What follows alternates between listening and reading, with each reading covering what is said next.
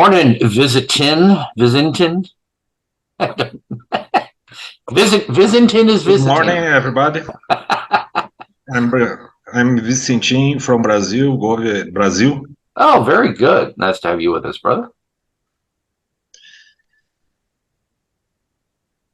Our speaker should be here in a few. For those of you who haven't followed it on Facebook, we have 5 research lodges in Virginia. One of them is George Washington Lodge of Research, maybe New Fredericksburg. And they're having their meeting at 11 today. Now, typically we all meet on Saturdays, so I can't help if one of our meetings bumps into one. There's always conflicts on Saturdays because that's when people tend to meet. And the master decided that since they're meeting at 11, they're going to join us at 10, either in the lodge or wherever, and they can watch this meeting up until 11 o'clock. Then they're going to break and open and have their meeting. So the people attending can get 2 research meetings in one. So I thought that was very, very accommodating of them to try and keep us included. So we might have a whole bunch of guests that we don't normally have. So that's pretty cool. So, let me go ahead and add Brian as my lovely co-host here. I'm just trying to round up some more bots from my Facebook groups. Oh, good. Yes. Now, Rodney, of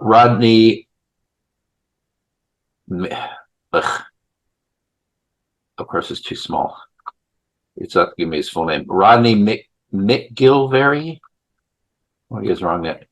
Yeah, Rodney McGillvary was our guest speaker a couple years ago. Guess I can go find it. Trying to look through the chat. That's not working. Let's see. Zoom.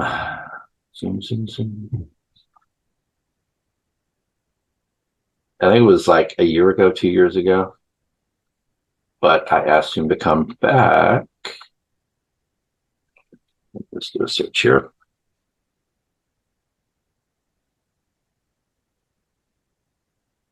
Oh, yes, he did the Death and Resurrection show back in January of 2021.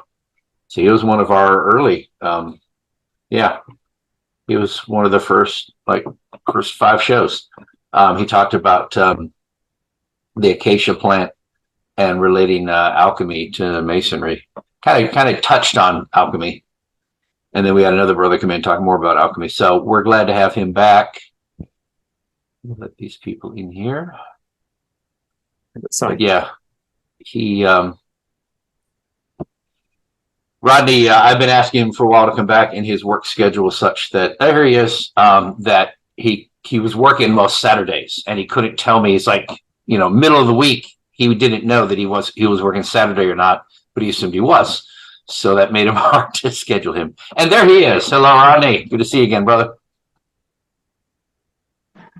Hey, good morning, good afternoon, and good evening. Yes, and just chatting you up. Yes, you last spoke in January 21 with the Death and Resurrection show.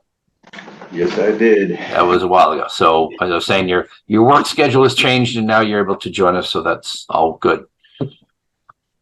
Yep, glad to be here. And yes, my main motivation to change my work schedule to be able to have my Saturdays available for this kind of events. Awesome. Morning, Brother Paul. Good to have you with us. Brother Michael. Good morning. Nice to have you all here. So, let's see. Now we still got a few minutes. So, I will ask you, Ronnie, that you do need to keep it under an hour. Hopefully that won't be a problem. Yeah, that won't be a problem at all. Okay, good. It's not that long of a presentation. Okay. It's the funny thing, Ronnie, is like, in doing this now, about 50 of these shows, it's hard to, I really haven't been strict with the brothers giving their presentation. I don't really ask, like, how long is it? Sometimes they ask me, how long can it be? And I say, half an hour. The general rule in a lodge setting is like 10 to 20 minutes. If it's a really good talk, you could stretch it to 25. But people sitting in a lodge, you start to lose their attention after like 20 minutes, unless it's really good. And these formats, you can talk more. You're kind of encouraged to go off on tangents, and that's fine. And then we have the Q&A and all. but I've been mulling over how to present this in a different format, maybe chopping up the presentations into like 10-minute bits and taking a break and then doing Q&A. I don't know, because I'm trying to reach a wider audience on YouTube that would want to see shorter videos. Not everybody wants to sit and watch a 2-hour video, believe it or not. So we'll sit here and participate, but to go pull it up later, people will say, oh, 2 hours. So I'm trying to find a way to reach that audience that wants like 10 to 15 minutes.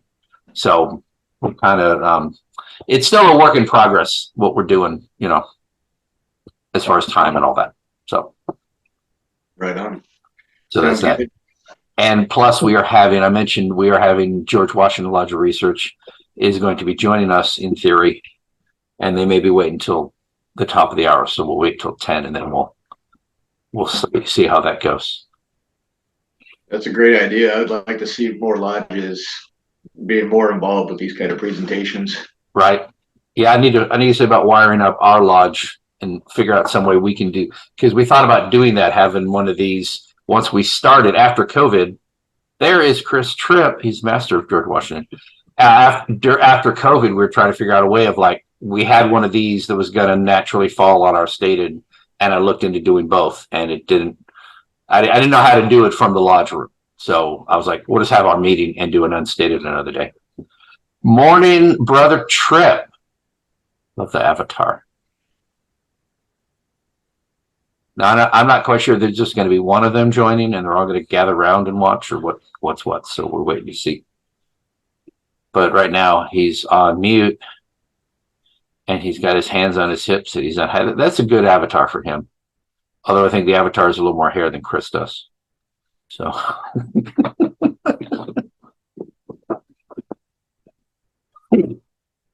They're probably getting things set up on their end. So yeah, there he is. Hello. I see you. Can't hear you, but I can see you. Still can't hear you. Morning, Brother Tripp. There you go. You hear me? Yes. Very good. So what's the plan on your end? What are you doing? You're just going to have one camera and y'all just sit and watch, or what?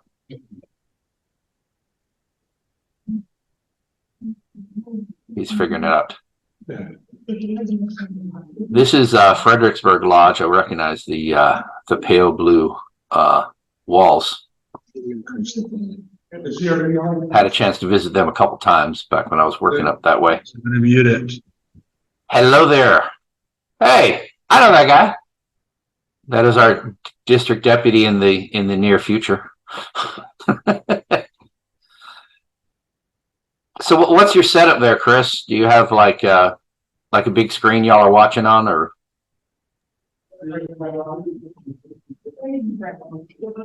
I'm sorry? Y'all have like a big screen y'all are watching on? Yeah, we're projecting onto the lodge, the blank wall in the lodge room. Okay, very cool. Very about cool. 10 feet across, about 4 feet high. Excellent. Hey, how you doing? I think that's our truck driver. All right, and more people coming in. Well, we're still in the vamping stage, Chris, so y'all get set up and I'll do the official kickoff in a couple minutes. Brother Quinn, good to have you with us, sir. Where are you hailing from? He's still connecting to audio at the moment. Yep, I see. Wiggle, wiggle, wiggle.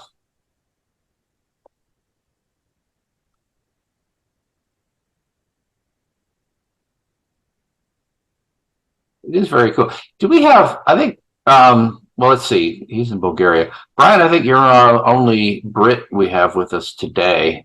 Normally we have quite a few English and occasional Europeans chiming in. I think it's just cool. I mean, it's weird how we're like taking it for granted, but I mean, like, we got guys all over the States, and then we have a guy from Brazil, and we have a guy from England, and it's like, it's amazing how blasé we get and how quickly it becomes commonplace. But I mean, I'm having just a little Zoom meeting and I got 10 people and we're in 3 different continents, all just coming in to share Masonry. And it's sort of like, oh, that's cool.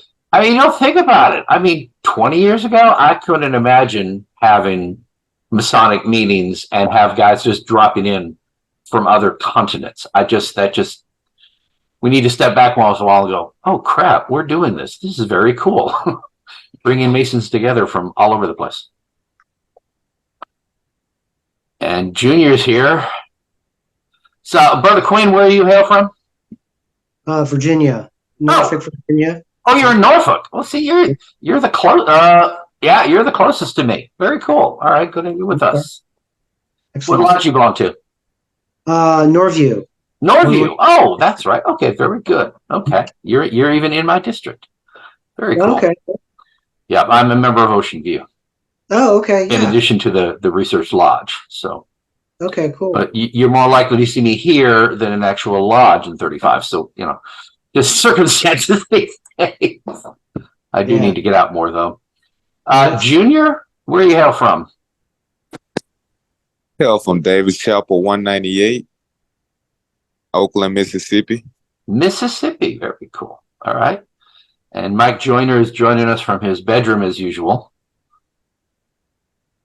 But he don't have his camera on. Michael may not be presentable. Michael is actually a member of the Research Lodge. Looking around. Normally our master drops in. Yeah, Michael's our junior deacon this year. I'm giving George Washington time to get set up on their end before I go into the full thing. But are y'all good to go, Chris? Are y'all still messing with it? I didn't know you were waiting. We're good to go. Okay. Well, I'm just giving you time. We generally vamp for a few minutes at the start here, but it's 5 after, so. You're on the camera. Okay. Welcome, everyone. Hey, good to see you, Shelby. How you doing? Too. So we're here for you. Okay. Welcome, everyone. This is Virginia Research Lodge's unstated meeting. My name is Chris Douglas. I'm the senior warden and all-around web guy for the Research Lodge. If you're watching us on YouTube, please like and subscribe. I've posted in the chat our regular links for you. If you are not already a member of our Facebook group, please click the first link and join us. That's the best way to go to hold me is Facebook Messenger or posting on the group.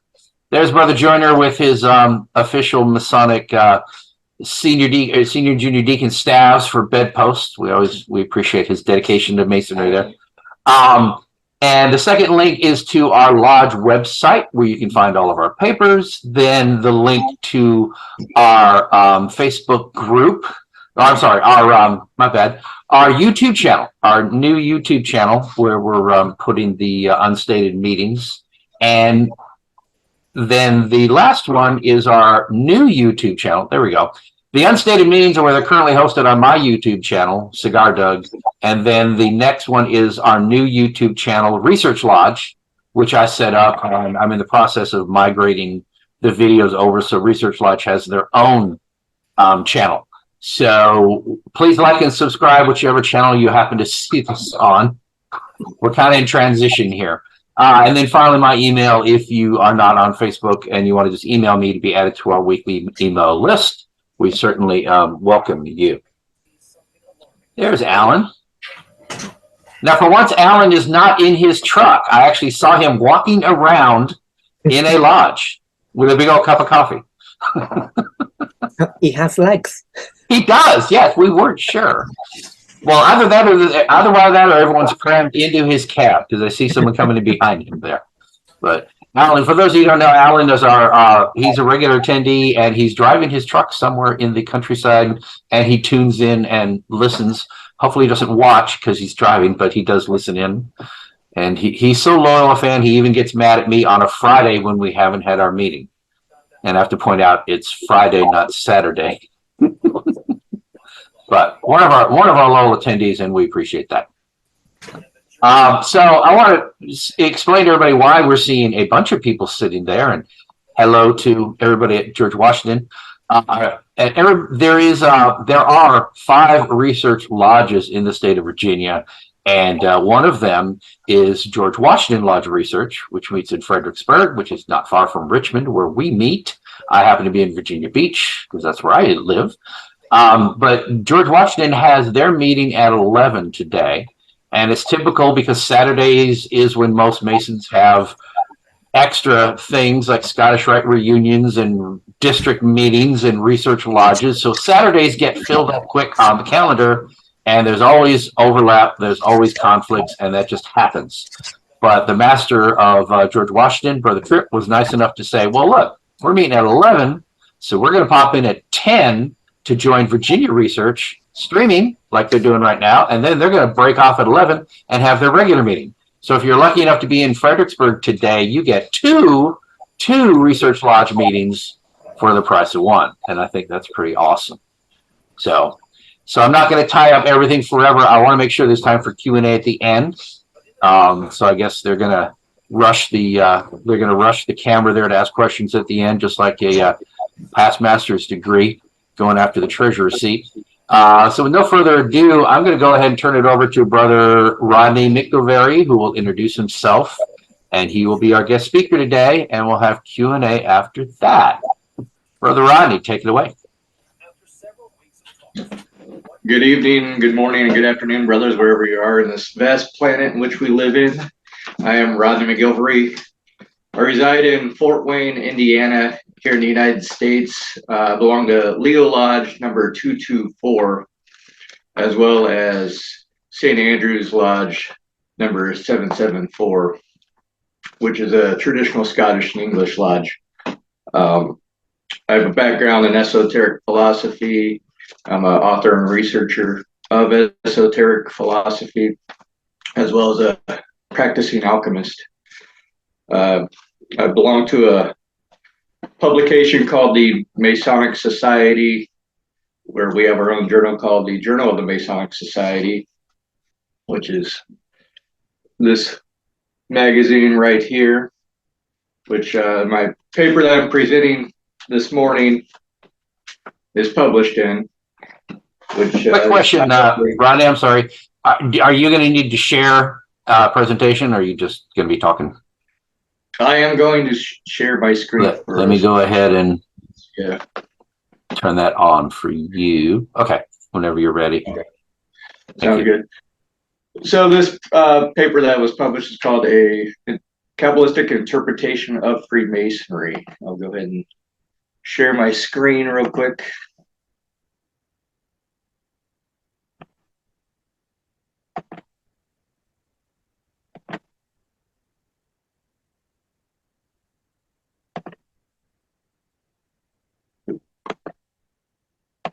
All right, how's that look, Chris? Is that showing up over there?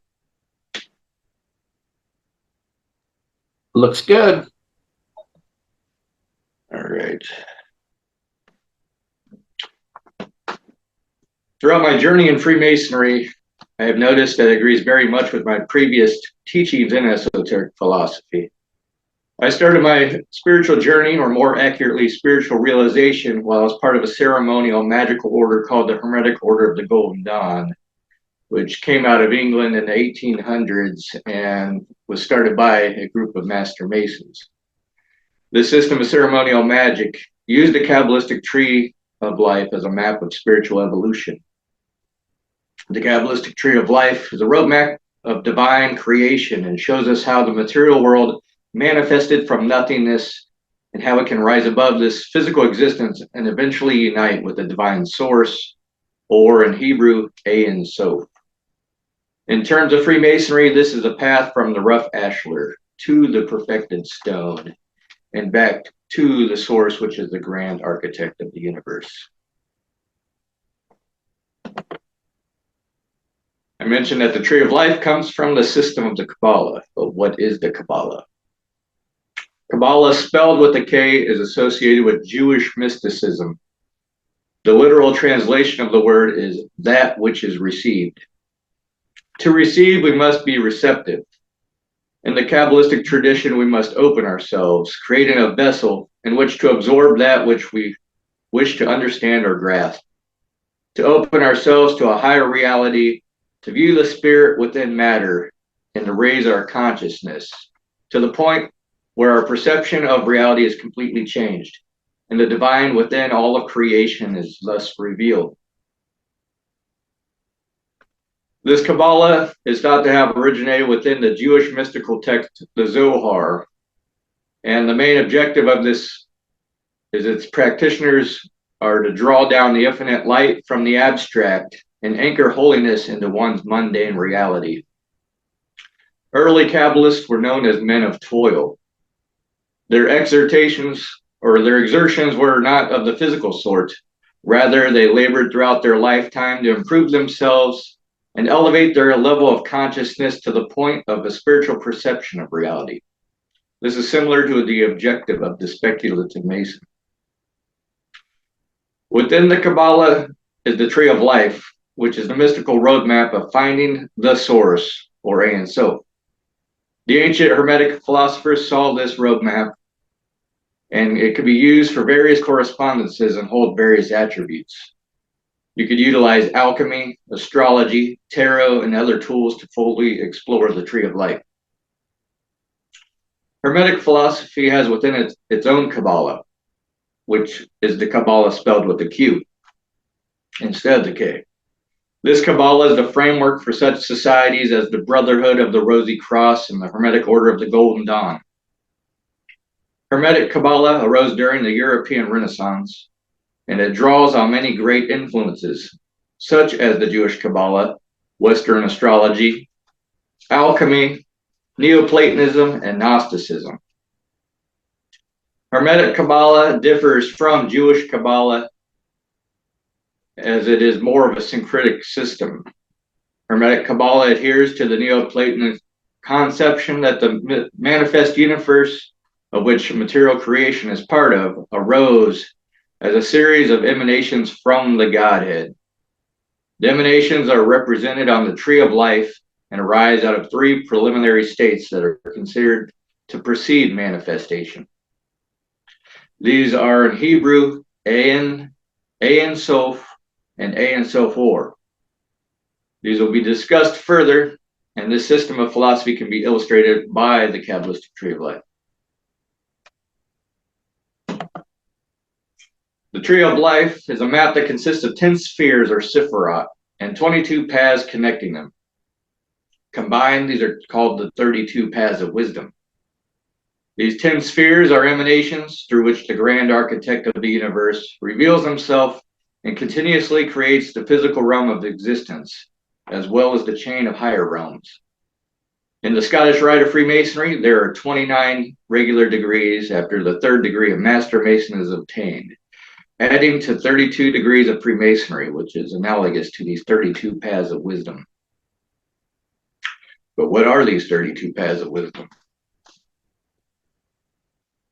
The first manifestation on the tree of life is Keter, which is at the very top of the tree, which is the crown. From Keter emanates the rest of the Sephiroth, which are Chokmah, Binah, Chesed, Geborah, Tiferet, Netzach, Hod, Yesod, and finally Malchut.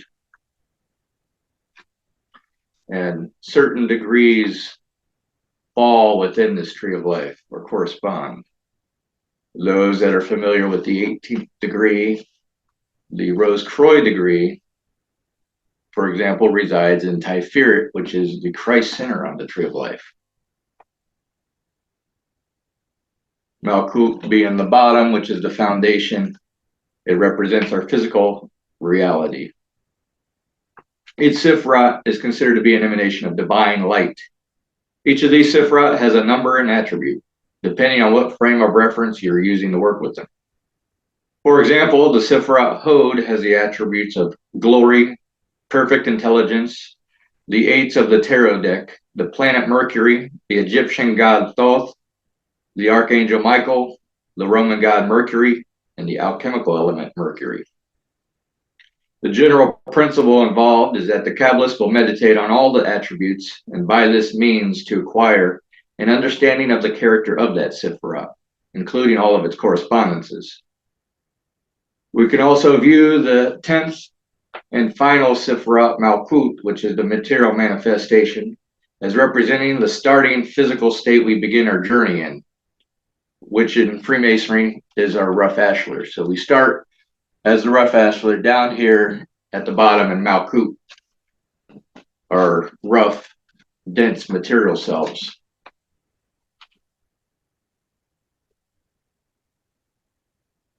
Each Sifrat is a emanation of divine light, so it gets more subtle as you go back up the tree, and it's more dense as you're going back down the tree.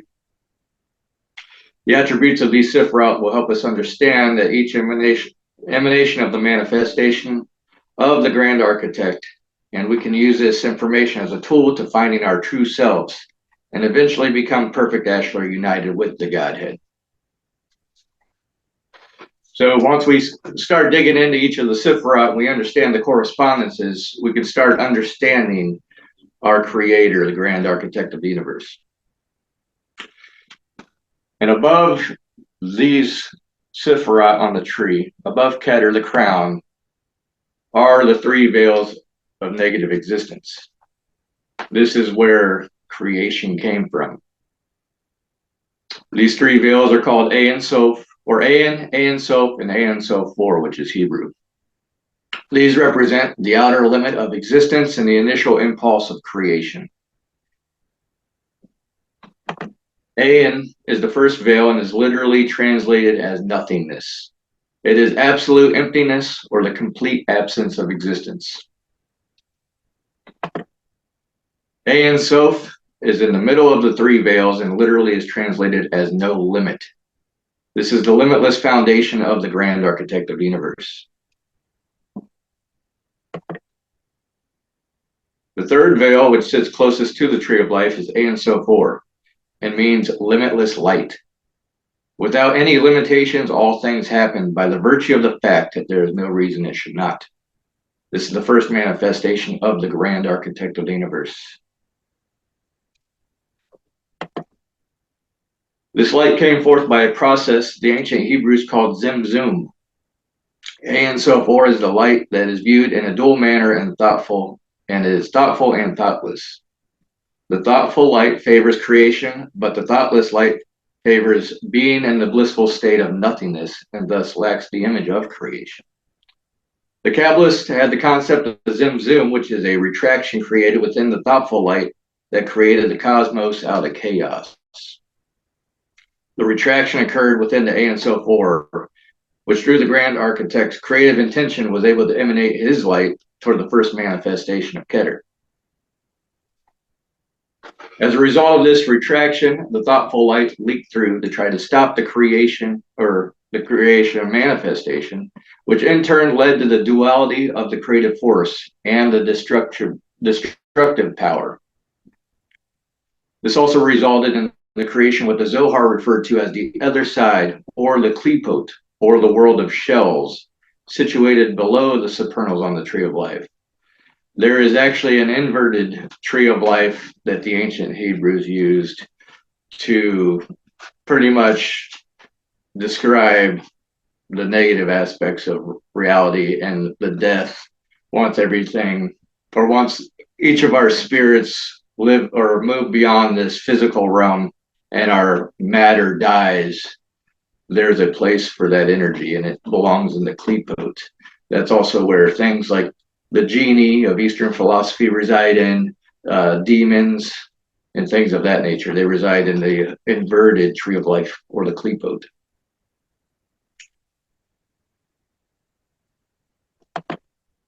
Light plays an important role in Masonry and symbolism of the Kabbalah as well as in Freemasonry.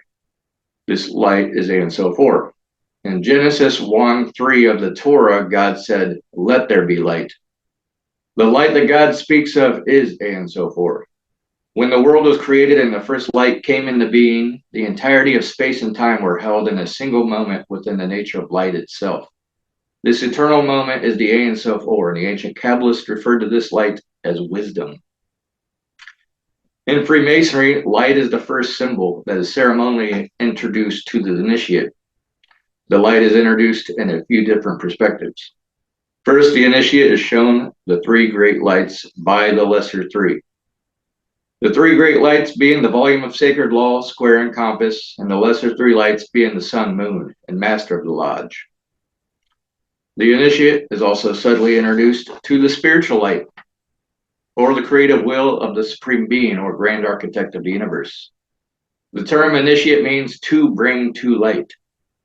With each degree, the shrouds of mystery are brought to light and wisdom is received by the initiate.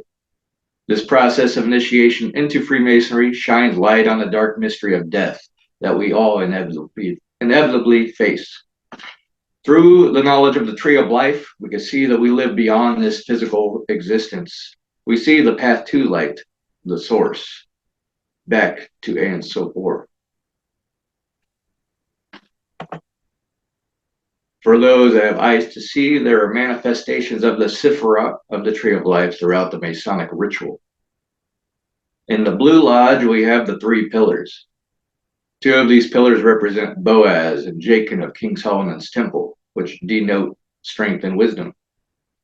These are also represented by the Worshipful Master in the East and the Senior Warden in the West. The third pillar, which resides between the pillars of strength and wisdom, is the Pillar of Beauty, and this is represented by the Junior Warden. Beauty is orderly, balanced, and under control. Combined, these three pillars are the lesser lights of Freemasonry. These three pillars are also represented on the Tree of Life. The Pillar of Wisdom consists of the three Sephirah, Chokmah, Chesed, and Netzach. Chokmah translates to wisdom. The Pillar of Strength consists of the three Sephirah, Binah, Gabora, and Hod. Gabora translates to strength. Between these two ancient pillars resides the middle pillar, or the Pillar of Beauty. So you see the Tree of Life here. You see each side is a pillar. That's the Pillar of Strength and Wisdom. And right in the middle, that goes straight up to the Godhead, is the Pillar of Beauty, which is a balance of strength and wisdom. This path of beauty is the path of equilibrium and consists of the Sephirah, Keter, Dot, Tiferet, Yesod, and Malkut. Tiferet translates to beauty. When the Sephirah of Chokmah, Gabora, and Tiferet are connected, a triangle is formed. Just like the three lesser lights of Freemasonry form a triangle next to the altar of obligation in the Blue Lodge.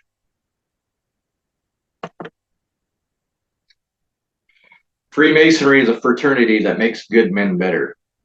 We seek to transmute our rough ashlar into perfect stone in order of being worthy of that great lodge that resides beyond this physical existence. We can see this journey to self-transmutation within the Tree of Life that the ancient Kabbalists used. The great architect of the universe created mankind in his image. And by looking at this ancient system, we see that this image was light. Through the lessons learned in Masonry and through the contemplation of the symbols within the lodge, and along with the contemplation of the Tree of Life, we can have an understanding that if we balance the attributes of strength and wisdom through beauty, we can travel the road back to the infinite source. In the end, we realize that we are part of a single moment of creation. And to finish up, I got a few definitions to share with you. Kabbalah was originally spelled QBL by the ancient Hebrews, which it's a Hebrew word meaning mouth to ear, thereby signifying a secret oral tradition. It is the meaning of the Kabbalah. And this kind of goes along with how we're not supposed to write down our sacred knowledge within the lodge. We're not allowed to print, paint, write, stamp, stain, cut, carve, hew, mark, or engrave them on anything, movable or immovable. So this kind of is a representation of this oral tradition that the ancient Hebrews had. And also, I think an oral tradition helps keep things at the original source so things don't get a little cloudy. They stay rooted in the original origin. And so 4 is a Hebrew expression meaning the limitless light. The Sephirah are the 10 spheres or emanations of the Kabbalistic tree of life. It's a symbol which depicts the divine energy of creation proceeding like a lightning flash through 10 different stages, culminating in physical manifestation. The Sephirah represent the levels of spiritual reality, both in the cosmos and in ourselves, because the tree metaphorically is the body of God, and people are created in God's image. The tree is sometimes superimposed on the body of Adam Kadmon, the archetypal man. This also represents the philosophy of Hermes, as above, so below. The tree of life consists of 10 spheres of Sephirah, through which, according to mystical tradition, the creation of the world came about. The Sephirah are aligned in the columns headed by the supernals, which is Keter, Hokmah, Binah, which is the 3 top spheres on the tree of life, and together symbolize the process by which the limitless light, or Ein Sof Or, becomes manifest in the universe. Beneath the supernals are the 7 days of creation, which are Kesed, Gibora, Tiferet, Netzach, Hod, Yesod, and Malkut. Taken as a whole, the tree of life is also a symbol of the archetypal man, Adam Kadmon, and the Sephirah have the role of resembling that of the chakras in yoga. The mystical path of self-knowledge entails this rediscovery of all the levels of one's being, ranging from Malkut, which is the physical reality, excuse me, to the infinite source, which resides in the negative veils of existence. With this in mind, the medieval Kabbalists divided the tree of life into 3 sections of the soul, which is Nefesh, which is the animal soul, corresponding to the Sephirah Yesod, the Ruach, which is the middle soul, corresponding to the Sephirah Hod, to Kesed, and the Nefesh, which is the spiritual soul, corresponding to the supernals, especially with Binah. The Zohar is an ancient text which contains the Book of Splendor. It's the principal book of the Kabbalah. It is thought to have been written by Moses de Leon and was circulated around 1280 to 1290 AD in Guadalajara. It includes commentaries on the Torah. And finally, Gnosticism. Gnosis in Greek is a term for knowledge. The term gnosis applies to certain religious sects that emerged during the early formative years of Christianity, who believed in hidden spiritual knowledge. The main factor that differentiated them from Christianity was their emphasis on knowledge rather than faith. The Christian Church fathers considered the Gnostics heretical, due to the Gnostics believed in more of an esoteric belief system, and the church fathers, or the Christian church fathers, turned that into an exoteric belief system where God resides outside of you instead of within you. That, my brothers, is my presentation, the Kabbalistic interpretation of Freemasonry.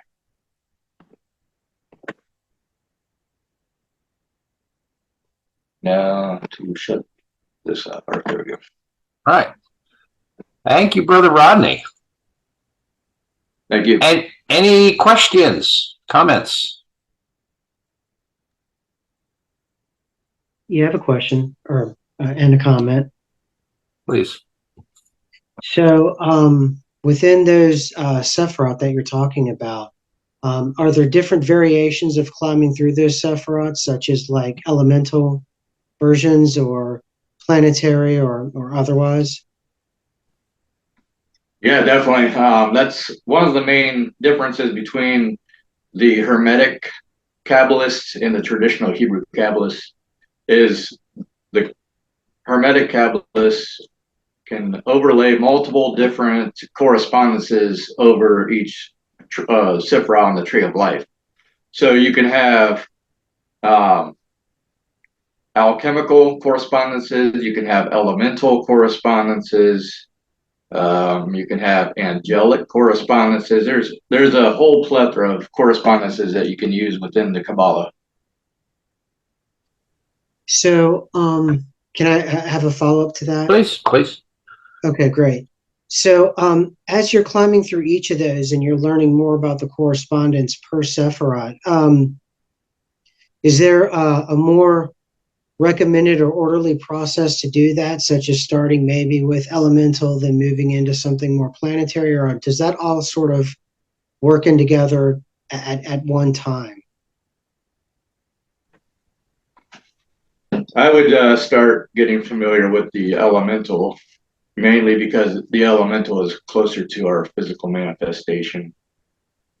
We could tangibly see the elements around us, and then work your way up into deeper, more subtle correspondences like planetary, or some of the esoteric philosophers out there consider those the Olympic correspondences.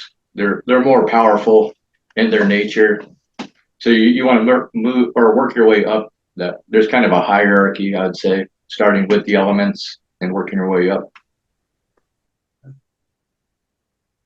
So I have a question, Rodney. I guess on a practical level, obviously as individuals, and it's interesting to know you're in the Scottish Rite, are you not? So, Right. Yeah. and I remark there's several points within different degrees where they mention Kabbalah, and they emphasize it a lot in the fourth degree, and it's mentioned more than once. And so as an individual study, for an individual to learn more and understand about the universe, you should study the Kabbalah. But as a practical side, you did mention a few, there's connections to the Blue Lodge, as you pointed out.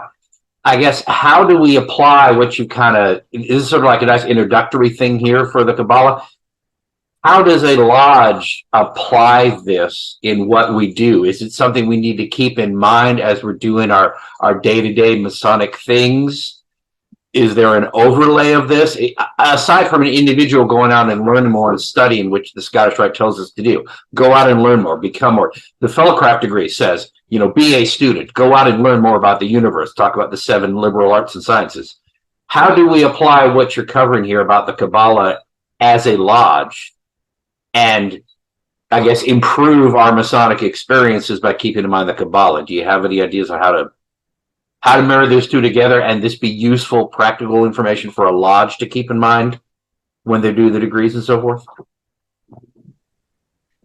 From my own personal experience and perspective, when you're in the lodge, there's a lot of underlying things that are going down, and they're kind of invisible to the normal lodge member who doesn't have this sort of knowledge. Like I mentioned, there is an overlaying of the Tree of Life on or in the lodge itself. And I think if you utilize the practical reason on studying Kabbalah, which I think is equilibrium, trying to balance your strength and your wisdom through the middle path of beauty, you could use that to help perfect yourself eventually, or use that upon your rough astral and help perfect yourself. I think that's one of the main things also, and have an understanding on who we are, how we came about, what this existence really is. I think that's one of the reasons why we're told to study the Kabbalah, because that's the best tool to use to understanding physical existence and our journey back to spiritual selves, and thus making men better. Thank you. I kind of wonder, and I'll just to kind of ruminate on this, I feel like the average person, certainly, and the average Mason understands almost nothing about the Kabbalah. I think that's fair to say. Most of us have probably heard the word, don't really know it. Is this something that in the past we think that, because it's something I keep butting up against, and I'll mention this again and again because I haven't got an answer, so it's something I want to keep bringing up in the opportunity so other people can hear and be like, oh, okay, I see where you're going with this. Is that I feel like we as Masons living today have become so focused on we think of Masonry as a symbol of allegories, where it's like, here's the surface stuff that everybody understands, here's our 3 degrees, and then there's deeper meaning, and you can plumb down to understand the deeper meaning. We talk about how Masonry is more than what we see, more than what we're doing when we go to lodge, more than, to be honest, 90% of Masons actually really understand.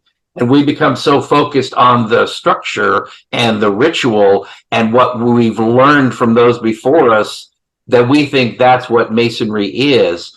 But there's many, many, many places I've read where Masonry communicated basically hidden knowledge or essential knowledge for mankind. And there was a way to transmit that knowledge from generation to generation and preserve it. Again, you got the Library of Alexandria is my backdrop here. That's a good example of where all of this knowledge was burned and lost. Masonry existed to make sure that knowledge got passed on from generation to generation.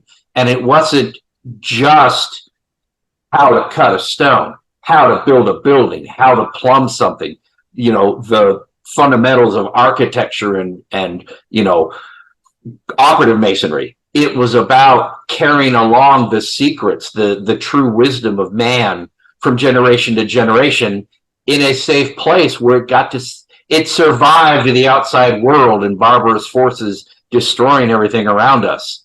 And I almost feel like we're living in an era where the Masons today we're carrying on the symbols. We're going through the motions. We're doing the work that we understand because the guys before us didn't know and the guys before them didn't know, but we're just continuing the simple forms because that's the easiest to teach. And are we missing something that is supposed to be passed along the way? You know what I'm saying? And it feels like I keep touching on things out there that's like there's so much more out there, but even I don't really understand it yet. And it's like, are we just the shell anymore? Have we lost that hidden knowledge we're supposed to be passing along? We kept the form, but somehow we lost the hidden knowledge. Does that make sense? Or am I No, grasping straws here? I was actually talking to another brother the other day about this specific thing. It's crazy to think because we didn't lose it because it's still there. We still have the symbolism. The knowledge is there within the symbols. And a lot of these brethren don't realize the power that we hold because these symbols are a very powerful system. They show us who we are. They show us that we can rise above this physical realm. It shows you that there is an afterlife in a physical sense, in a spiritual sense. It could go deeper and deeper. There's almost an endless amount of knowledge within the Freemasonic system, and it stems back from ancient knowledge to this day. Freemasonry is one of the main traditions on this planet that has never really changed the symbolism. Brother Michael, you had a question? Yes, Brother Douglas, to answer your question in a sense, if you look at maybe the most important part of ritual in Masonry, the rising up and being given that in the 5 points of fellowship, if you take the Masonic tree of life, you can overlay it to the two brothers given the 5 points of fellowship to each other. And there is just about an exact correlation between the Sephiroth and the points of contact of the two brothers. So in one term, if you think of it that way, you're being told that the Kabbalah is the way to fully understand how to raise yourself spiritually up beyond the death of your mortal body. Interesting. So yes, the depths of understanding of Masonry, it's there. That spiritual knowledge is contained in. You just have to take a dive and understand it in terms of what's trying to be told to you. That is true, Michael. I've seen that depiction of the 5 points of fellowship laid upon the Kabbalistic tree of life, and that's a perfect representation because right there you're being raised as a master mason, and then that's symbolic because you literally become an image of the tree of life at that point. Yes. So you're becoming a symbol of raising beyond physical manifestation, mundane matter, into a high spiritual form. Brother Ronald, you had a question?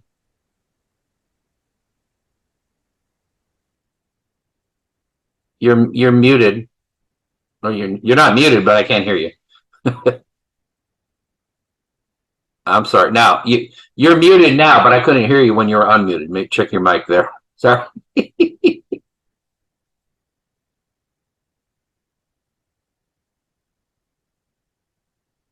Still can't hear you. Sorry. You work on that. Rodney, I guess let me phrase it another way. Because I guess part of me is frustrated in the idea that it's like I'm standing on the edge of a pool and it's very deep and I can barely see the surface, and I know my toes are getting wet because I'm standing on the edge of it. I don't know how deep it is. I want to go swimming, but I don't know how to get in the pool.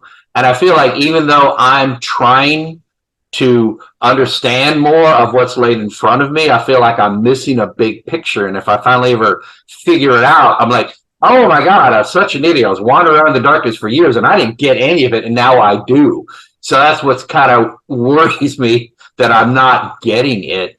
But I guess my question would be, are we operating the way we're supposed to? Is this what it is? That here's all the tools, here's all the symbols. We still present the symbols, we still share them, and we introduce the surface level. Most of us who learn the lectures teach the surface explanation of things, and then on our own research, we learn more about the deeper stuff. I guess the question is this the way it's supposed to operate? Masons 100 years ago did the same thing we're doing now. We go to our meetings, we memorize the lectures, we initiate the candidates, we tell them there's more to learn, and everybody individually makes their own discovery. And that's kind of, we are doing what we've always been doing. Or was there a point where we're sitting, because I don't sit in lodge and discuss alchemy. We get more done in this environment with these little Zoom meetings. We get more into the esotericism of Masonry than most lodges, even research lodges that have a good speaker. I feel like we're getting closer here than a regular Blue Lodge seems to be, because you don't get into these real discussions in lodge. So I'm just kind of wondering, are we doing it right? Or are we not doing something we're supposed to be doing in our regular lodges? That's my question, I guess. Can you hear me now? Yes, Rodney, please go ahead. Awesome. I'm sorry, Ronald, go ahead. Awesome. Two things is, traditionally in your older lodges, the lodges were open all day long. The brethren would gather there and talk and converse. And that is when a lot of those topics would be spoken upon. Brothers would come to the lodge, sit down and learn about what's going on in the town, who did what, who did this, and they would talk about things. And sometimes it would gravitate to an esoteric nature and the information would still be passed. Secondly is, from the studies I've done on the Sephiroth, if you look at your fellowcraft lecture, when you enter, you stand between two beautiful brazen pillars. One is mercy and the other is severity. We, as the person going through the fellowcraft degree, are the middle we are the middle column of those three pillars, which correlate exactly to the Sephiroth, where you have your two extremes. And our job as a Mason, which is also spoken in several of our other lectures, is to be in the middle. We are to be balanced. We are to be the point between severity and mercy. And if you look at the tree of Sephiroth, they also have attributes assigned to those from personalities, which gives you an idea of how we as a person too can learn to do the middle path and be upright men. So there is a direct correlation with that degree that touches on the Sephiroth tree. Very good. I like that.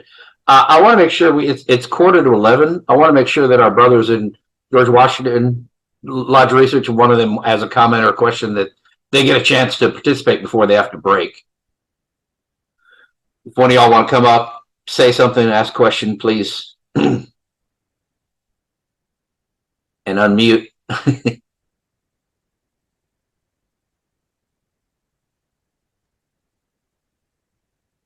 Sorry about that. Can you hear me now? Yes. Okay. So we're told all the time the origins of Freemasonry are grounded in the medieval craft guilds and the operative stonemasons craft. I know there's other authors out there, like Kirk McNulty comes to mind, who had different views on our relation with other movements that were taking place around that time period, like the resurgence of Kabbalah, Rosicrucianism, and so forth. So I just wonder if you have an opinion about, or something to say about the origins of the craft, and other than a striking similarity with some of the symbols that you presented here, is there other evidence that points to a different origin than the traditional stonemason's craft? It's a good question. I think a lot of our origins stem way back to ancient Egypt and even maybe beyond that area of Mesopotamia. There's some images of hieroglyphs from Mesopotamia that resemble a Kabbalistic tree of life, and also some similarities in the traditions itself, especially in the Egyptian tradition, that lead into some of our symbolism in the Master Mason degree. A lot of the ceremonial rituals of those ancient times utilize some of the same tools that we utilize within the Masonic tradition, even the symbolism of the Master Mason degree. I think the majority, though, it was combined in the age of the Renaissance with the Rosicrucians. I think most of our symbolism, we have a direct, I think, line to the Rosicrucians. Even within Freemasonry, if you get deeper and deeper in it, we have our own Rosicrucian group called the SRICF. This is all stem back through the ancient alchemists. Alchemy started back around Sumeria into Egypt, made its way to the Renaissance within the Rosicrucians. My philosophy is all of this is based on alchemy originally. Thank you. Anybody else have a question?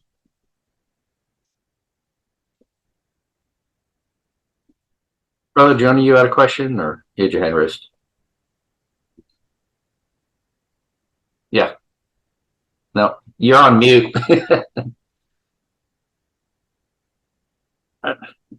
I saw you raise your hand when I was going to George Washington. Yeah. You know, I often wonder if some of this stuff is that our 18th and 19th century brothers, you know, that were the ones that formed the Grand Lodge, were a lot more into the mystical occult side of this, you know, but the true meaning of the occult. And I think that's sort of diminished over the years, probably in, like, I'm just speculating, in the post-Aleister Crowley era, you know, that people want to disassociate anything that has a stigma of being too dark arts, you know, and the thing. And I think that's probably why the study of some of the things like the Kabbalah or some of those type of philosophies kind of faded out. And, you know, after the World Wars, we became more strictly fraternal and not looking toward the, you know, the esoteric and mystical side. One of the things I think is probably a lot of me think, I was looking at, I don't know if you can see this rule, there's the High Priestess card of in the tarot deck. And what's interesting to me is she's actually sitting between Boaz and Jacob. Mm-hmm. If you ever notice it, and it's there, and then behind her is a veil of peacock feathers. And what this card is interpreted as doing is that she's the guardian, like I said, between the knowledge that you must walk through that veil to attain higher levels of knowledge, which is essentially what's going on in the fellow crafts degree. You're walking between Boaz and Jacob, and you're now worthy because you've got the initiation out of the way. You've gotten a few basic contests, but you're being ready to grow to higher levels of knowledge and study and understand things that the average person wasn't. So it's interesting how this stuff sort of ties in with each other on those levels. Yes. Very true, Worshipful Michael. Ronald, I saw that cross pop up there. That was a nice touch. Well, subtly there. We had, Rodney, we did have a speaker on Rosicrucianism, I think it was our last talk, and he talked about the relation between the early origins of Rosicrucianism and Masonry. There definitely is a lot of overlap, people belonging to both. And at one time, there were several different schools or organizations out there, and people wanted to join several of them. So it's not like Masonry evolved in a vacuum. These other organizations did exist, still do exist. And there is, you can point to certain people were involved in both. And there is definitely an influence of Rosicrucian. Rosicrucian and Masonry is not as far apart as some might think. There definitely is an overlap of people who are involved in both groups. I agree too, Chris. to go back to what Worshipful Michael was saying, you mentioned back when the Grand Lodge was started in the 1800s, that they might have been more involved with occult philosophy and more esoteric discussions. But I wonder if that's really true, though, because one of the main reasons that the Hermetic Order of the Golden Dawn started in the 1800s out of England was to kind of get away from the mundane Masonic meeting into a more spiritualized organization. So, because the Hermetic Order of the Golden Dawn was started by a handful of Master Masons from the Grand Lodge of England, and they wanted a more spiritual, ritualistic, ceremonial system that they were not getting fulfilled in by the Masonic Lodge.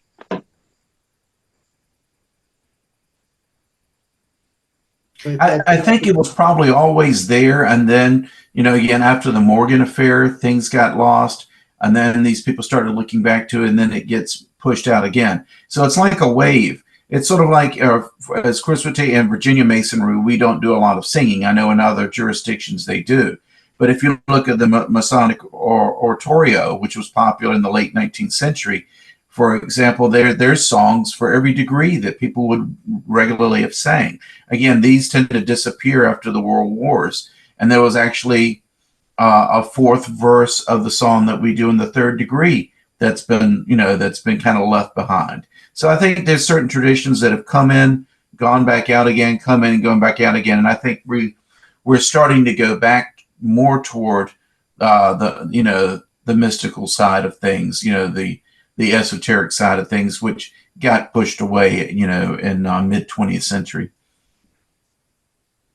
I do want to make sure I give every opportunity to George Washington. They do plan to have their meeting at 11. So we will continue. We're not going to stop the Zoom meeting at 11. We'll keep going if there's Q&A. And this will be available on YouTube. If you're watching us on YouTube, please like and subscribe. But if anybody else from George Washington has another comment, I don't want to keep you all past 11. I will say this. George Washington, there's a lot of posts yesterday, August the 4th, is, of course, the day that George Washington was raised to the degree of Master Mason. And I really want to appreciate the fact that Brother George decided to be raised on my birthday. That's quite an honor that he did in reference to me, 200 years later. So thank you, George, for, making my birthday extra special. So just yesterday. Thank you. George Washington, it's 10:55, and I really don't want to hold you guys up. If anybody else from George Washington wants to make a comment or anything before you go, Last call. Everybody? Yep. I do really appreciate. How many people you got there today, Chris? 2, 1, 2. Well, about 12. Excellent. So you technically you outnumber us. You could swarm us and take over if you saw fit. I can't harp on it enough because I think it's wonderful, Chris, what you did. There's conflicts all the time in Masonry. There are scheduled conflicts all the time. Everyone in this room here knows. Oh my gosh, I got to attend that, but I got the Scottish Rite reunion. I can't go. Oh, I got to go. Oh my God, my lodge, my district has a meeting. There's some kind of workshop. There's the Royal Arch Festival. There's always something on Saturdays. It's a very crowded day in a Mason schedule. And if you're a youth advisor, forget it. You're not doing Masonry while you're a youth advisor because every Saturday you're going somewhere in the state. So I appreciate that. I scheduled this, didn't realize it was your meeting. I try to schedule it around things that I know that we're doing or that I'm involved with. But the fact that you decided to include us, so anyone who's there gets to watch this and then go to your meeting, I think that's terrific. And we need to do more of that. We as research lodges in Virginia need to coordinate and do things more together. So thank you very much for making that happen for you guys. And I appreciate all you guys from George Washington Lodge who came and joined us today. So you doubled our attendance, even though it won't show in the record. You're just one guy, but I count you as 12. So there. We appreciate it. They're shy this morning, I guess, but thanks for stimulating discussion. I think yes, this will be on YouTube for y'all to go back and watch later. I do want to go back and watch look at some of the scenes and some of the slides and study them a little more in detail. This is one of those is worth going back and picking more up out of it. So if you guys want a break, this was your opportunity to say, say goodbye. Thank you. And Goodbye, give me a clean everybody. break. No open launch. All right, everybody wave bye to George Washington. Bye, guys. That's terrific. Okay, all right, let's talk about it. That's kidding. So we are open to more. Certainly, we can continue the discussion. There's more questions, whatever you all want to discuss. Yeah. I don't want to monopolize the questions here. Quinn, did you have a question? Or? Yeah, going back to the Golden Dawn, yeah, most of the original Golden Dawn creators were Master Masons, and if you go through some of their rituals, they kind of echo Masonic rituals, and particularly the Outer Order Golden Dawn rituals do that as well. And then to address your question directly of a deep pool and how do you get in, there's all kinds of books that are public that you can get into if you want to get deeper into esoteric Kabbalah.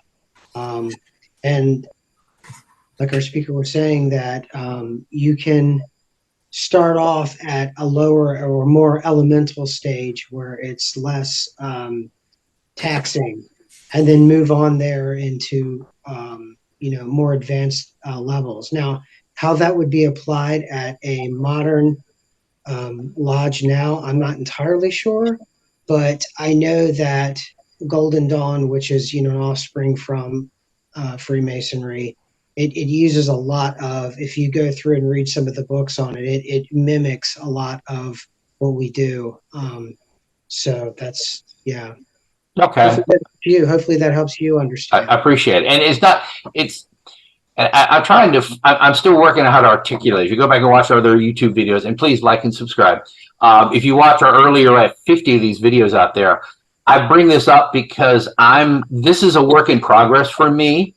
And it's pretty much, I'm the driving force behind these unstated meetings. It's on behalf of Virginia Research Lodge, but honestly, this is more me. And this is sort of like my own personal self-discovery. And I'm inviting you all along for the ride because I just put this together because I thought it'd be a cool idea. And it's been great. And we've been doing it for almost 3 years now. And we've had some terrific speakers and we kind of touch on topics. But I guess in my own mind, it's like, I want to do my part in helping other Masons explore more of what there is to Masonry beyond what you might get in a regular lodge. And there is nothing wrong with the fellowship and the camaraderie and the coming together of going to a lodge meeting and having the degrees and everything. And there's the brotherhood aspect. We pull that off famously. You go to lodge, you feel at home, you feel welcome. I've been to other countries and sat in a lodge room and felt just as home as if I was in my own lodge back here. So the brotherhood Masonry, we have that locked down. It's the deeper understanding, the esotericism, where I can't help but feeling that we've kind of missed the boat, and what we're doing nowadays isn't enough of what we're supposed to be doing as Masons. And so this channel gives me an outlet to bring in people. We talk about the observant lodges and how they're doing things differently, and they're running afoul of their grand lodges in some cases because they're not cookie cutter. And I honestly, I'd rather belong to an observant lodge just because it seems like they're taking it more seriously, if you will. They're trying to understand more, trying to make it a more meaningful thing. I've talked about making this a sacred space. Can we make a sacred space in a virtual environment? I think we can. I guess part of what I want to do is take things to a higher level. This is not just another Zoom meeting. This is not just you listening to someone read a paper and they're like, oh, that's interesting. I'm trying to, I'm trying to bring something into existence, and I don't even fully understand what it is I'm trying to bring into existence here. But like a way of what I feel in a lodge when it's done right, and you go in and everyone's on point and you do a really good degree and everyone's gelling and you have that unique energy. That's something I'm trying to bring about in a virtual environment, which should be doable. We're not doing actual ritual here, so there's no reason we can't strive for that. But I just keep feeling like I'm bringing in all these different speakers on different topics that most of us, even me, don't really know much about. but I learn more from the guys coming on and giving a talk and just talking about it. So I feel like it's like I'm trying to pull something together and I can't even tell you what it is I'm trying to do. So I sound like a crazy guy on the street talking about stuff here, but I know there's something we're building towards here. And maybe we'll sort it out. Maybe I'll figure it out and we'll have what I'm really looking for at some point. But I don't know. That's why I kind of keep bringing this up. It's like, are we getting there? Are we moving in the right direction? Are we doing what we should be doing? Is my point. So, but that's just me. Because of what you're doing, Chris, we're moving in the right direction. Okay. Well, I appreciate that. You're providing a great resource to Masons worldwide, and I think it's one of the best resources right now. Well, I appreciate that. I mean, I really do. I mean, there is something more to there's more than what we see on the surface. And that's why I wanted to bring up the point. I think Michael nodded his head when I brought it up earlier. Are we doing now what we were doing 100 years ago? Is this how Masonry is supposed to be? We have the symbols and we carry the symbols over from generation to generation. We keep repeating the words. Are Masons on their own individually discovering these things? And is that how it's supposed to work?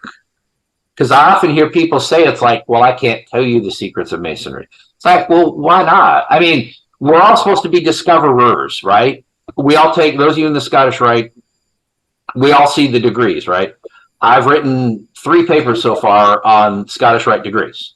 And in each one of them, I take my own personal understanding of them and I try and expand on it. And I try and give you a real world life lesson from that degree that you can apply in your regular life, because that's what we're supposed to be doing, right? We see the degree, we think about it, we get our own understanding of what it means for us, and then we try and apply it in our daily lives. So I see nothing wrong with me writing a paper where I share with everybody else, here's my understanding of how can I take this as a concrete example of change what I'm doing every day because of what this degree teaches me. I can't believe that Masonry works by, I show you this degree and you go off and learn on it on your own, but you don't tell anybody else about it because you have to figure it out for yourself. You know what I mean? Like if I share with you my understanding, my interpretation, that inspires you to go and find your own. We're not supposed to be keeping secrets from each other of what our understanding of what the degree meant. Whereas some people, I get that impression. That's what they think it is. I've got the secrets. I understand them. But if I tell you, I'm breaking the rules because I'm telling you and you have to figure out on your own. That make sense? Should we be sharing what we learn with each other and inspiring everybody to go find their own meaning? Or am I on track with that? You're right. And honestly, it seems like Masonic knowledge lectures within the lodge itself is almost a dead art. And we need to bring what we're doing here into the lodge during the stated meeting. I know there's kind of a resurgence here in Indiana regarding Masonic education in the lodge. The Grand Lodge appointed officers, pretty much an education committee to travel around presenting as well. They're not necessarily esoteric, but they also recommend just various brothers do a piece of Masonic education during the meeting, and that can be esoteric, and I myself do such here in Indiana. But I recommend everyone here just go out to the lodge and start presenting papers and whatnot. Well, I will say this about, because Masonic education is a big deal to me, and I see a lack of it online. Okay, I mean, I go on. Most of us are on Facebook are in these groups like Winding Stairs and Proud to be a Freemason and all these. There's a whole bunch of popular Masonic groups, and for some reason, like our Facebook group is really popular, but not very many people post on it. Okay. Winding Stairs and Proud to be a Freemason and American Freemason. There's like 3 or 4 that I'm on that people are constantly posting things, and it's not a lodge, it's a Masonic group. Like ours is tied specifically to Virginia research. But I'm trying to turn it into one where there's more conversations. And I feel like there really aren't that many, right? I'll post some good content, somebody else will post some content, and people will like it and they won't comment. These other groups, people are making comments and they're having discussions, right? But most of the time, people will post on these groups who either want to be a Mason and they figure here's a way to ask how to join, and that's fine, or they just joined the lodge and they ask the most obvious questions that, in all honesty, you shouldn't be going on a Facebook group and asking a question about when are my dues due, right? I mean, that's the level of the questions. And I keep thinking, where's the Masonic education that's telling you the most obvious things, like we have our annuals in December in Virginia. That's when we elect the new officers for a year. You don't get to vote until you're a Master Mason. You don't get rights and benefits until you're a Master Mason. You don't get to wear a pin. You don't get Masonic rights. All of this stuff should be taught to every new candidate, and it isn't, because I see what people are asking in a Facebook group. Something they should be asking their mentor, their lodge officers, their secretary. How do I go visit a lodge in another state? There are questions that people are asking on Facebook that honestly they should be asking in their own lodge. So we need Masonic education on the fundamental 101 Freemasonry for Dummies level at every lodge. There should be a Masonic education program of the basic education, at least a few times a year, to make sure everybody knows the fundamentals. Then we can get into more of the esoteric stuff as well. But we're not even teaching the basics in lodge. And I see that by people asking questions online, that they should already know the answer. You know what I'm saying? So we need two kinds of education, the bare bones that clearly we're not teaching, and then the more esoteric stuff that we're absolutely not teaching that we need to expose more people to. Chris, that's exactly what I generally do in my lodge every month, because I'm my lodge education. Mm-hmm. I sort of take about 10 minutes per the master, and I'll run a topic of it. And I sort of rotate between what are the rights of visitation, how can you visit another lodge, what's the general guidelines, what's the protocol, and then rotate with an historic moment, like who is our lodge named after, and how did he get to be the name of that lodge. So you kind of rotate those topics around, but you're great. You're absolutely right. A lot of the things that I have to do are just basic stuff. What is this appendant body? Why would you want to join that? What is its purpose? Because I recently just did a whole talk on, and I broke it into two lodges over the women's groups. Because one day I suddenly said to myself, what is the difference between the amaranth and the Eastern Star? And I didn't know. And I suddenly went, why are they separate? What are their purposes? And that led me to like a two-part discussion in my lodge. What are the ladies' groups? When did they originate? And why are they there? And what's the difference between the two of them? The most fascinating thing there turned out was the amaranth was started by McCoy of McCoy. Oh, really? Yeah. Mm-hmm. See, that'd be good. That'd be a good paper. You come on here and give a talk one day. Mm-hmm. I keep trying to get you to come and give a presentation for us. I promise you, I'm really close to finishing the one on Edgar Allan Poe to where I feel like it's worth it. That I want to hear, because I love Poe. I think that would be great. Mm-hmm. So anyway, I'm just rambling here at this point. But if there's any question or discussion, please, speak up. Yeah, I've been pondering this thought since I stopped speaking during this meeting. I would love to give classes on the Kabbalah. Go into the correspondences, go into each Sifra, go into the path working as well that is involved with that. There's a Hebrew letter of the alphabet that also corresponds to the paths that are connecting the Sifra. All the major arcana of the tarot card correspond to the paths that are connecting the Sifra. There's a lot you can do with it. Right.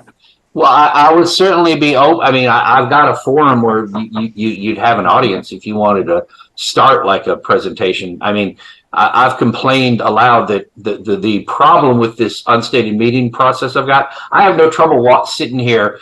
I know I make it look easy, but it is. I mean, sitting here hosting is not hard. I'm good at doing this part. The hardest part I have is lining up speakers and just booking things out. But if I started a regular program, if you started putting things together, maybe like a 10-minute for each, I don't know how long you need for each one, or even a 5-minute one for each one. And then we just started including that, maybe have a regular speaker and you come in and give your Kabbalah 101 for like 5 minutes.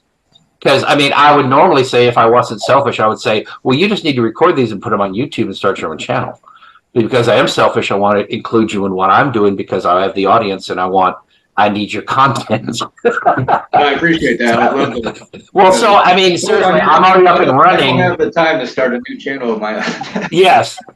But I definitely think, I mean, obviously there's an audience for the Kabbalah among Masons. So if you wanted to do like basically a 101 class and I would like to hear that, because you give a good overview that tells me go and read this on your own to understand all the things he touched on briefly, because you covered, there's all the different stuff where there's so many, it's hard to take it all in. And what does that mean? How do I relate that? If you were to take them one by one and explain, I think that would be very useful. And maybe we could work out like a regular schedule, because that's a lot of information. So if you just had like a 5-minute talk for each Sephirah, I don't know. You need to start writing that out and figure out how that would look. And if you can make them like a 5-minute thing, we can make that like a regular thing on here where we open, you give your 5-minute talk, and then we go to the regular speaker.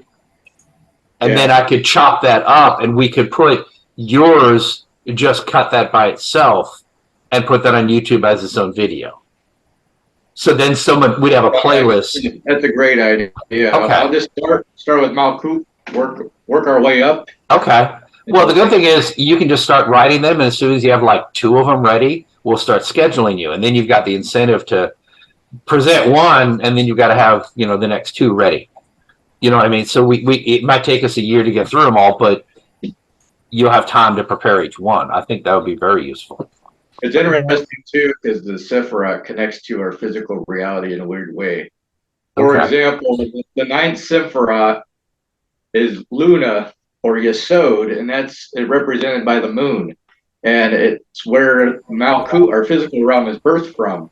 And there's a correlation there between the number 9 and also, which is the number of completion, as well as the 9 months of gestation that the female woman here on planet Earth goes through to give birth. So it's weird that there's a numerical correlation to a physical thing that happens here on the planet. Right.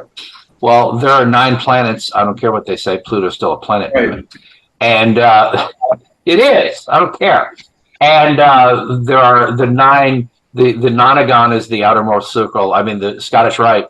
There's a lot of numerology in the Scottish Rite, and it's not really explained. It's sort of like glossed over. But they talk about the basic numerology, the symbolism, and the outermost the outermost ring of the camp is a nonagon. So 9 is very big in the Scottish Rite as well. Ron, you're muted there. Go ahead. Okay. I just wanted to mention, Brother Rodney, that I have some very in-depth papers on the Sephiroth. We would be happy to share with you to help with your collaboration on that. That sounds great. I'm going to type in my email address in the chat. Awesome. And Ron, if you want to be a speaker with your own papers, we'd love to have you. Like I said, my biggest problem is getting speakers lined up. And I try not to just use the same people over and over again. I mean, I made Rodney wait 2 years before I brought him back. So I'm really trying. I mean, I'm serious. Guys, I could get up here every other week, and I could read one of our 200 papers that we've published in emails. I'm happy to sit here and read one, and I'm sure you all will enjoy it. But if I'm doing it every week, it's going to get old. I like being the host, and I like having a speaker so we can kind of riff off each other, and I can ask questions. I don't want to if in a pinch, I can read one of these papers, and I may start recording them just to have them available online. Maybe I'll just do it where I'll just record it and put it as a YouTube video so people can watch it. But I don't want to be the guy presenting the papers. I'm the host here. I want to bring in different speakers and kind of have a flow. And I need a full-time producer helping me on this show. So I'm not, because that's the hardest work, really. And odd that you mentioned that is with Rodney's paper, which was excellent, by the way. I have a paper that I'm finishing up, which I could turn into a presentation, which talks about birth when we receive that light. And then moves on to the Sephiroth tree personalities, and it's personality based on how we as an individual can learn to gravitate toward the middle pillar and control our desires, and actually technically gives you the ability to look at other people and go, wow, they're a little right on that one, which would be an awesome presentation that would dovetail really well with what you did today. Oh, absolutely. I think that'd be great. We'd love that. Well, I mean, you were supposed to be studying the Kabbalah, and if you're doing some of the heavy lifting and you can give us something, then we're fulfilling our duties of learning about the Kabbalah. I mean, I would love if every Mason on their own was sitting there reading all these books on their own and studying. But the reality is we all don't have time, and we all don't have, we all don't have the luxury of studying all these books on our own. And I really think there's value in having Masonic education and having someone come in who's put in the time, who understands it. I would rather listen to someone give a presentation than read a book. I do read books. I'm currently reading Scottish Rite magazines and the Masonic Herald because I have a couple years worth I haven't been reading. So there's plenty of stuff to read on your own, but I really think there's value in having a forum like this where one guy gives a talk and then you can ask questions and you understand it better. I can read an article and say that's cool, but I can't ask the guy questions because I'm reading an article. So this is a very useful forum for spreading education, bringing in someone who's knowledgeable, have them give a talk, people interject, and then they even leave the speaker with something on his own, be like, oh yeah, Quinn brought up an interesting idea. Let me go think about that. And we're kind of building on each other's knowledge. Awesome. The other thing is each of us learn differently. Some learn by seeing, some learn by reading, some learn by writing, and some learn by hearing. Yes. By a presentation venue such as this, we are covering all those bases, whereby if someone is not that good at reading, we're giving them a presentation and they're still learning the information. Right. They can look at the pretty pictures. Like Michael, he just looks at the pretty pictures. Yes. Along those lines, I think, we're talking about things that are lost again. Like you were talking about numerology and the Scottish Rite. I think that's stuff that used to be, people had a thought on that already. Just like I really think that our older brothers knew the Bible so much better than I know people that, when suddenly Melchizedek, comes up, they go, oh yeah, I remember him. Whereas nowadays somebody has to point you to where he was. I was just up at Mount Vernon Lodge about a week and a half ago. And they had a really good, the program that night was the Bible verses that we use in first, second, third degrees, of where they come from and what the context of those are. And it's just because we go through them, we read them in the degrees, but, whereas our older brothers from the past 2 centuries immediately knew the Bible so much better, they knew those verses probably already. But now we have to have people that go, gee, I wonder what that was from and what the context was. Again, as you're saying, you just pointed to something, we don't have as much time to that anymore because of the rate of our lives and the way our lives are structured. Whereas those guys went home every night, sat down with a book and read it.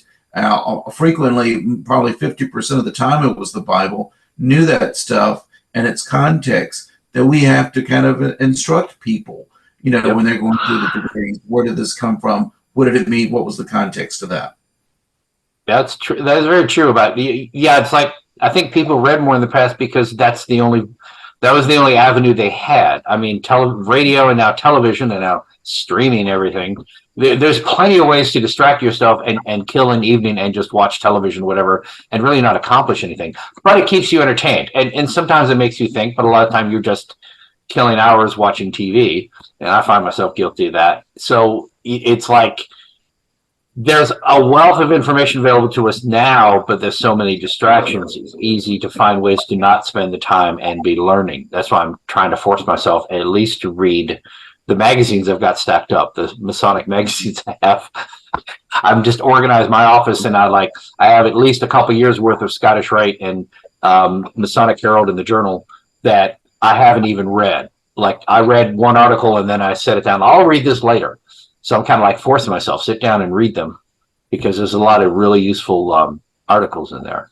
So it's almost intimidating how much is out there for us to read, right? Because it is more available. You look back at like you're talking about a movie, The Name of the Rose, where all these books were hidden away, And that was the secret. Is all these, well, these were not official books that the church likes anymore. So they got a bunch of guys guarding them. And now all that stuff's wide open. Right. Yeah, it's like people talk about, well, I can find all of the Masonic ritual online. It's like, well, yes, you can, but just because it's in print doesn't mean you're freed of your obligation not to explain it. It's like I tell people, it's like being in the military. It's like I can neither confirm nor deny that that's what the obligation says. You don't. Your job is not to make sure it doesn't exist. Your job is to make sure that you personally do not validate if someone else reads it. Is this it? You don't confirm it for them. That's the whole point. You keep it secret. You're not the only person out there keeping it secret, but it's about you individually keeping your obligation. And if I can't trust you to keep a handshake to yourself, how can I trust you with all of the hidden wisdom of the Kabbalah and of alchemy and all that we're going to bring up in the next meeting? But we won't tell Michael because he blabbed about what the handshake was. So we're clearly not going to tell him what the Sephira are. See? Shame on you, Michael. My son gets mad at me when I teach him something. I always use an example. It's like, okay, so say you're a bank robber and I own a bank. Every example with him, he pointed out, also was making him the bad guy. But I give him life lessons so you can relate. It's like, okay, you own a bank and I happen to be a bank robber who comes in to rob. I like personalizing it when you're telling the story so the other person, so you're drawn in. But I had to start making myself the bad guy just to balance it out. Because there was always one of his friends or him that was always the bad guy in the story that I was trying to teach the life lesson to. I think Michael dropped on us. Yep. Okay, well, we're dwindling down. Are there any more discussions? We're coming up on 11:30. I don't want to go on too long. If anybody else has any. Ronald, do I have your information? Are we friends on Facebook, or how'd you come across us here? You've been sharing me your information, so apparently I'm part of your group, which is awesome. I just haven't really posted because, as you said, most people just show stuff and they get thumbs up. Right. I honestly didn't comment because I wasn't sure that was expected, but I will do my best to add comment. Okay. Are we okay? I'm just trying to figure where I know you from. That's all, so we can stay in touch. You're on Facebook, I take it? I am, and I'll shoot you my email. Okay, let's just do that. Yeah, my email's in the chat there. Here you go. Just make sure, because I would be interested in having you come back and be a speaker at some point. There we go. I'm sure we've crossed paths in any number of bodies. Yeah. This is how it is. Social media. Another example, Michael, talking about great wastes of time, and my wife will attest to this. I spend way too much time on Facebook. Now I do waste a lot of time in pointless arguments with people, but social media is a wonderful medium for communicating. And I think one of my earliest papers was on social media and Masonry, how every lodge should have a presence online. You must, because people need to be able to find you, right? But it's a great medium for us to come together, and that's what gave birth to this. It's a great tool. I think we need to use it a little better because it is too easy to just get into pointless back and forth discussions, and you're really not learning anything. And I'm trying to dedicate myself to trying a little harder to focus on being more productive with my time online and doing something meaningful and that builds something instead of just the pointless back and forth as immediately rewarding as that is sometimes. It's just tell somebody how wrong they are because he's wrong and I got to tell him. When I was DEO, that was one of the things that I was trying to help people with is improving their social media. It is because a lot of that we use that when we travel. We're going to be in some place, and it's most disheartening. You pull up a lodge's website, and not only is it hard to figure out what date they meet and when the time, and it'll be something like 2017 is going to be a great year for us, and we look forward to it. Yeah. Last time you updated this, Yeah, that's a whole nother thing. Is social how we're not keeping it current. So I would like to say that we have another Zoom meeting coming up soon, but honestly, I don't have any scheduled, and I'm just looking at my calendar here. The next thing that Virginia Research Lodge has scheduled is our August stated. That's going to be August 26th. So that's 3 weeks. I am going to see about having another Zoom meeting on the 19th if I can schedule that, but that'll be out online. I like to try and at least announce here where the next one is, and this is how far behind I am that I don't have anything to tell you all, but I'm going to shoot for the 19th. If not, it'll probably be the weekend of the September 2nd. But right now we have August 26th scheduled, and that is in Chesapeake, Virginia, which is in my neck of the woods here. This is going to have Brother Matt Parker, who is a member of a lodge in North Carolina, and he has been a guest speaker here. Some of you may remember him, and he'll be speaking on the rubbish of the temple. So if you are physically in the Virginia, North Carolina area and would like to join us, that's on Facebook. It's going to be Saturday, August 26th at Berkeley Masonic Lodge in Chesapeake, Virginia. We normally meet in Richmond, and we're going to start meeting elsewhere in the state to encourage more brothers to come out and attend. And the Jobies and Bethel 3 are going to be providing fried chicken lunch, so it'll be great. Ron, where do you say you live? What state do you live in? Pensacola. Oh, Pensacola, Florida. Okay. All right. Well, we look forward to having you as a guest speaker. I want to thank Rodney as our guest speaker today. Did an outstanding job and a lot of good discussion. Thank you, brother. Yeah, I think that was perfect for all of our visitors from George Washington, that we gave them a really good talk. And now they're going to go have their meeting and have another speaker. I don't even know who the speaker is there today. I could probably go look it up. But anyway. Yes, I want to give an invitation. Please. On Thursday, September 7th, my Mother Lodge Joppa is having a joint communication with West Hampton Lodge in Richmond, Virginia. And the reason I wanted to extend it here is our speaker will be Right Worshipful Kent Brinkley from Williamsburg, who's a member of Peyton Randolph Lodge of Research. And he's going to be doing a program on understanding the schism between the ancients and the moderns, which is often a difficult topic, I think. What was the differences? What defined an ancient, what defined a modern, and how did they reconcile? And I think I'm really looking forward to that. I think that's going to be a great program. Very cool. Mm-hmm. Very cool. Yes. Okay. Yeah, I'm up for that. Anyone else? Brother Quinn, I hope you'll join us there in Chesapeake end of the month here, since you're local. I'll do what I can. All right. All righty. Thank you all very much for attending. Thank you, Brian, for being my lovely co-host as always. My Ed McMahon back there, my Vanna White. Good to have you with us.